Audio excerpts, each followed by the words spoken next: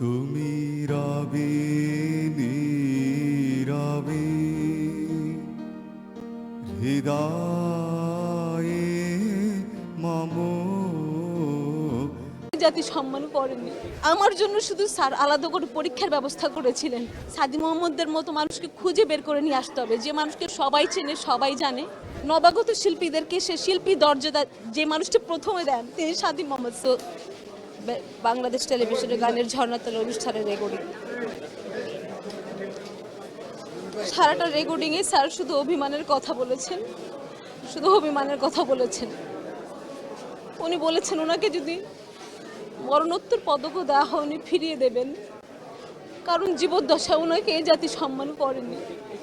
এটা স্যারের অভিমানের কথা। সেদিন আমি যতক্ষণ সারাক্ষণ স্যারের সাথে ছিলাম, স্যারের গানের রেকর্ডিং হলো। স্যার আমাদের সবার জন্য সেদিন কাচ্চি বিরিয়ানি অর্ডার করেছিলেন। আমাকে নিজে ফোন করেছিল, অন্যমা তুমি এসো, কিন্তু তানবীরকে বলো আসতে। যাই হোক, তানবীর তো আর যায়নি। সারাক্ষণ শুধু অতীতের কথা, ওনার বাবার মৃত্যুর গল্প। আমার সেদিন কেন যেন মনের মধ্যে একটু, স্যার তো এত কথা বলে না নিজ থেকে, শুধু অতীতের গল্প করছিলেন। আর যখন আমার শুটিং হচ্ছে ফাঁকে ফাঁকে একটি কথা বারবার, অভিমান, অনেক অভিমান, বুক ভরা অনেক অভিমান। জানা যায় মানুষটা করেছেন ভালোবাসা, এই ডিফারেন্স তো মানুষ মাত্র সাথে আমার আমার পরীক্ষার সুখী ভাবনা কাহারে বলে।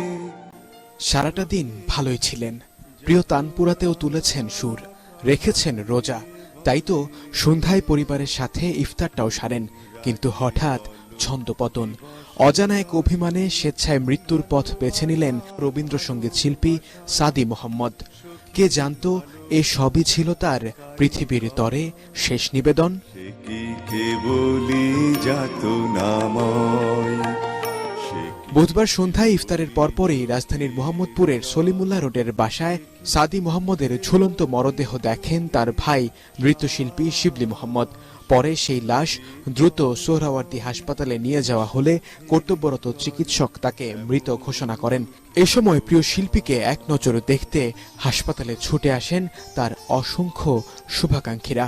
আমরা মর্মাহত, এবং এই একটা অপূরণীয় ক্ষতি হয়ে গেল আসলে আমাদের সংগীতাঙ্গনের। ওনার মতো এরকম একজন মানুষ হয় না। বদন্তির এমন মৃত্যু মেনে নিতে পারছেন না কেউই।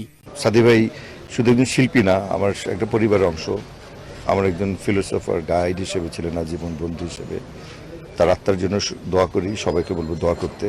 তার গানের মাঝে তিনি চিরজীবন বেঁচে থাকেন। এই অনাকাঙ্ক্ষিত মৃত্যু আসলে কারোর মৃত্যু, আসলে কাছের মানুষদের মৃত্যু কাম্য নয়।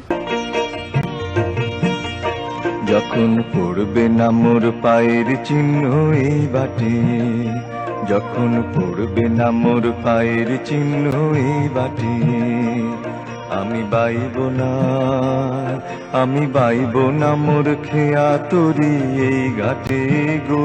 যখন পড়বে না মোর পায়ের চিহ্ন এই বাটে, চুকিয়ে দেব বেচা কেনা মিটিয়ে দেব গো, চুকিয়ে দেব বেচা কেনা মিটিয়ে দেব গো, মিটিয়ে দেব লেনা দেনা, বন্ধ হবে আনা গোনা এই হাটে তখন।